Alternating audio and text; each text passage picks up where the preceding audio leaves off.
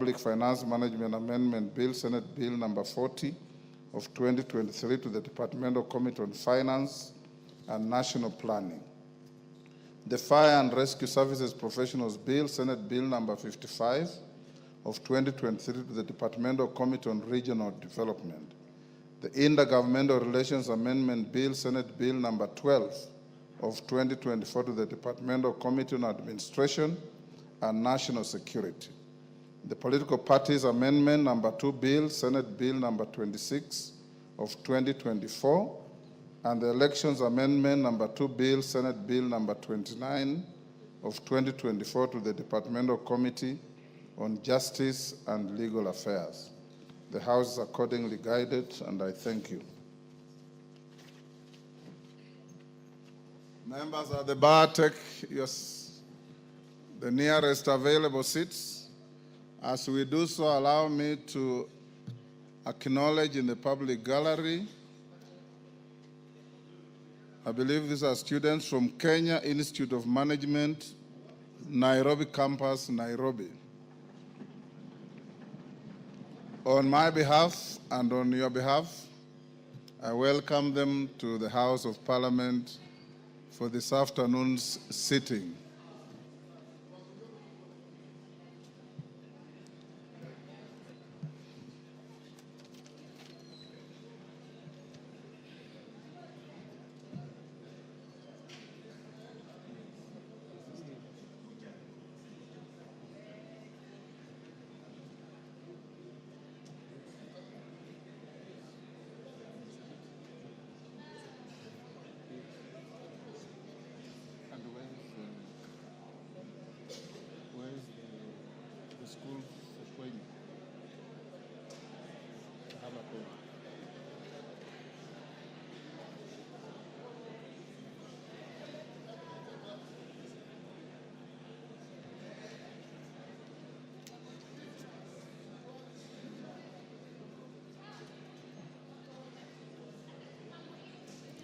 Is it there?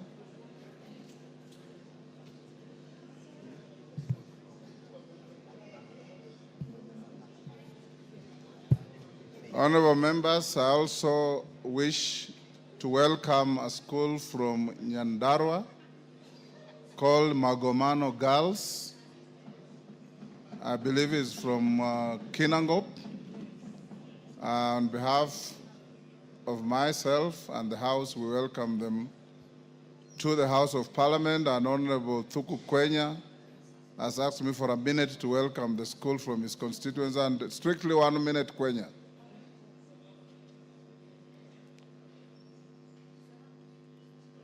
You are not allowed to wave at people in the gallery. I'm waving at, sorry, Mr. Speaker, I'm waving at the clerk for him to just spot where I am. Mr. Speaker, I thank you for this opportunity to welcome a great school in my constituency by the name Magomano Girls. And I want to assure them that the Parliament is a beautiful place to be and to work. And given the opportunity, Mr. Speaker, now they have a dream of a place they would wish to work and even represent their constituents maybe later in life. They are most welcome, feel welcome. This is Parliament where we say that there is a place of record and decorum. Thank you, Mr. Speaker. Record and decorum, sometimes. Honorable members, order Dr. Nyikal take your seat. Otherwise, you'll stand for a little long.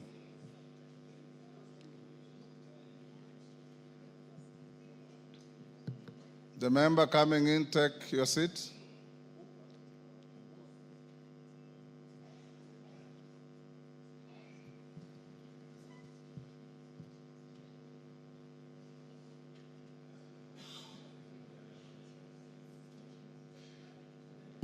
The next order.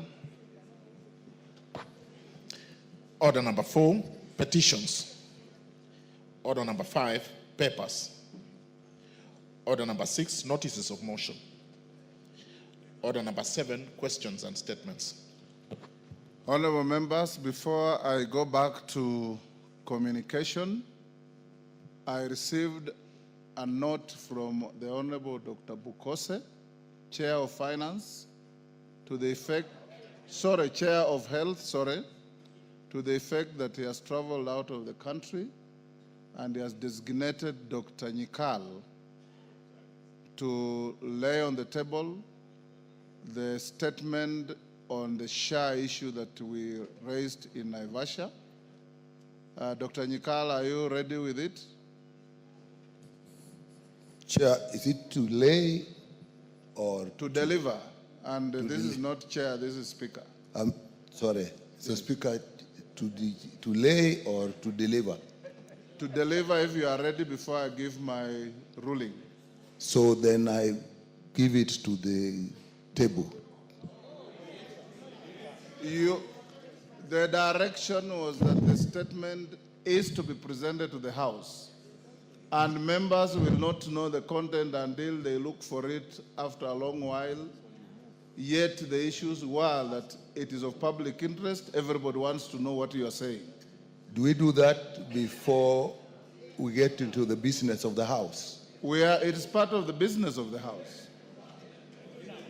If you have it, Chair, then I'm not in a position to move it now, Chair. if you are not, that's okay. Okay.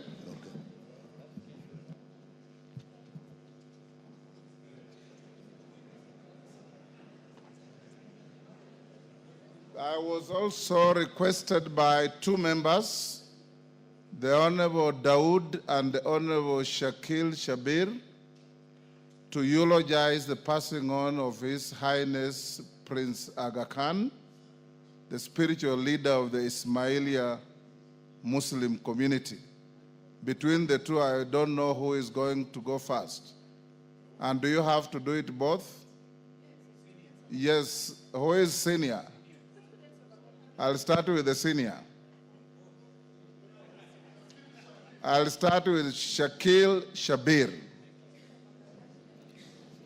Then Dawood, be ready after Shakil.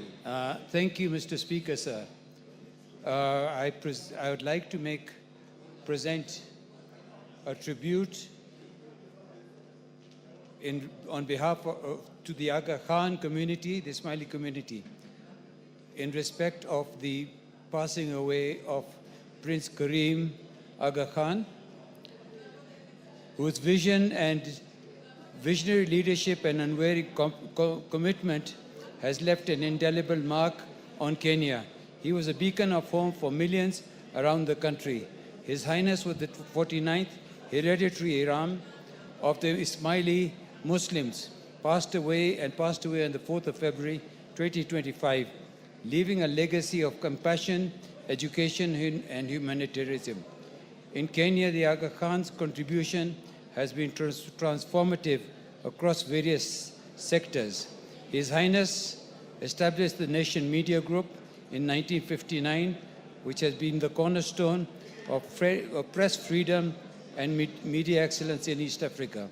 Through the Aga Khan Fund for Economic Development, he founded Serena Hotels, promoting tourism and economic growth while preserving cultural heritage and environmental sustainability. The Aga Khan Education Fund also established Aga Khan schools across the country. The Aga Khan Primary School in Kisumu, where I studied, was a source of pride, producing generations of well-educated individuals who continue to contribute to the nation's development. This institution has even got up to 95%. They were recognized as the top school for a number of years.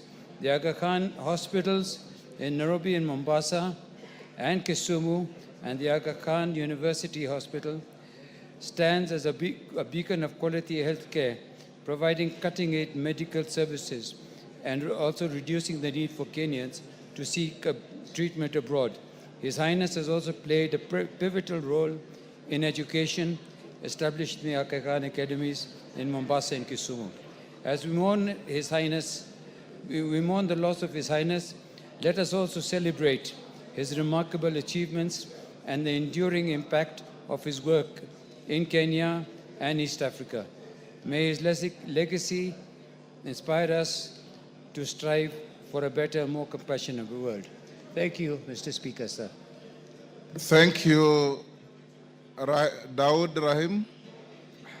Thank you, Mr. Speaker. Mr. Speaker, I want to give a tribute to the late His Highness, the founder and chairman of the Aga Khan Development Network Foundation. Honorable Speaker, the late Prince Karim Al Husseini Aga Khan IV was not only a spiritual leader, but also a visionary humanitarian and a champion of progress whose impact transcended borders, faiths, and generations. For over 6 decades, the Aga Khan dedicated his life to uplift communities, advancing education, strengthening healthcare, and fostering economic development.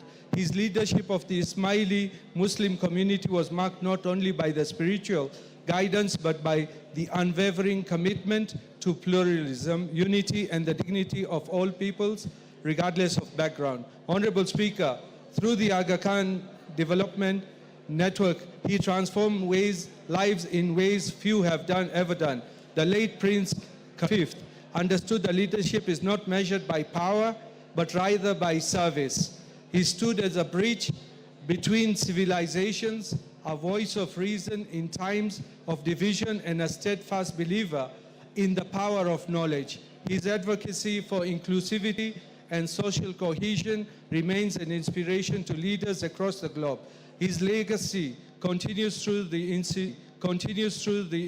institutions he built, the lives he changed, and the values he instilled in all who had the privilege to know him. Honorable Speaker, may I extend my deepest condolences to the family, friends, and community of the Aga Khan V as we honor the life of an extraordinary purpose. We give thanks for his boundless contributions and pledge to carry forward his vision of a more just, compassionate, and enlightened world. May His Highness the Aga Khan rest in peace. And Mr. Speaker, we want to congratulate His Highness Prince Rahim Al Husseini the Aga Khan V on his ascension yesterday to the Imamate. Thank you, Mr. Speaker. Honorable members, yes, Pasaris, is it on the same issue?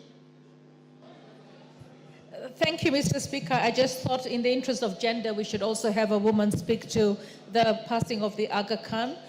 Prince Karim Al Hussein Aga Khan, what I know is that he, as soon as he assumed office at the age of 20, 2 resolutions that he passed to amend the constitution. The first one was that if a family has children, girls and boys, and they have limited resources, the girl should be given the possibility of going to school. So he believed in gender empowerment. He believed that women and girls should be given equal opportunity, and if resources were less, then the girl should be promoted to go and study. He also started the Aga Khan housing projects because he believed that every family should own a home. So as we stand in solidarity with the Ismaili community and having been a beneficiary of the Aga Khan's projects, in the sense that I went to the Aga Khan Primary School and the Aga Khan Kensek Secondary School, I pay condolences to the entire Ismaili community, and we thank the foundations of the Aga Khan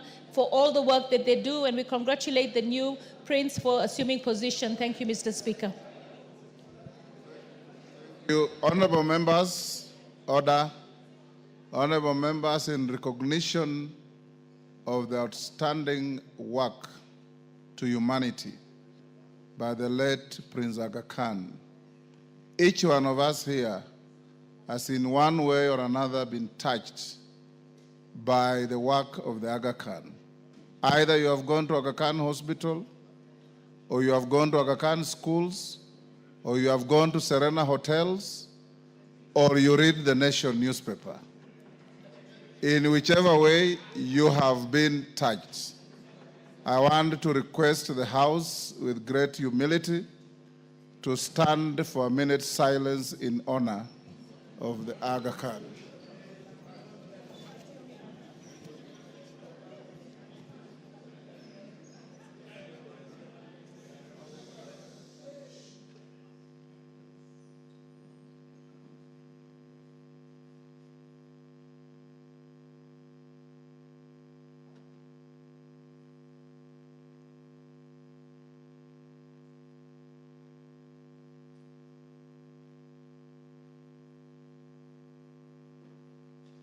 Thank you.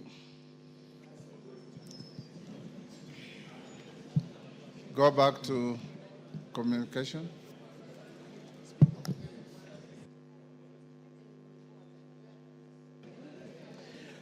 Order number 2, communication from the chair.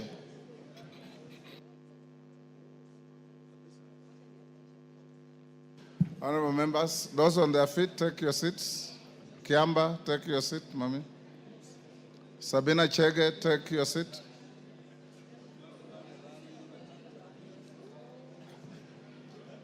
Honorable members, I have a communication to make on the leadership and continuity of the business of the House in the 4th session of the 13th Parliament. Honorable members, during the afternoon sitting of Tuesday, 11th February 2025, the member for Suba North, the Honorable Millie Odhiambo Mabona MP, rose on a point of order in relation to the designation of the majority and minority parties in the House and their respective leadership.